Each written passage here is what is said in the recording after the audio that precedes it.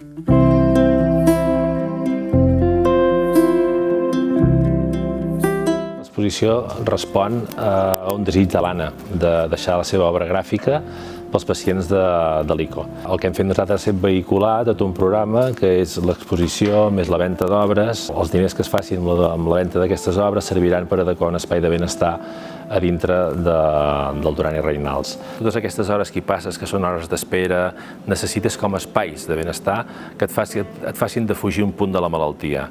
Són importants el mobiliari, que pugui ser còmode, que puguis estar-hi moltes hores assentat, que no agafis males postures, que no et cansi. I a la vegada espais lluminosos, espais que pugui haver-hi inclús un cert verd, encara que sigui exterior. Llavors, als hospitals normalment tots els espais s'ocupen per temes clínics, és lògic, i per tractar la malaltia, però sí que si es poden trobar aquests espais que nosaltres en diem espais pulmó, són espais que oxigenen d'alguna manera els usuaris. Sou arquitectes, heu fet coses per salut, heu fet centres sanitaris amb una certa humanització dels espais, per què no aprofiteu i feu que també pugueu humanitzar un d'aquests espais a dintre del Duran i Reynals. Quan ho vam proposar a l'ICO ho vam veure perfecte, també ens agrada perquè des de l'estudi també podem fer la donació i per tant acabem lligant la part artística i la part arquitectònica de l'Anna.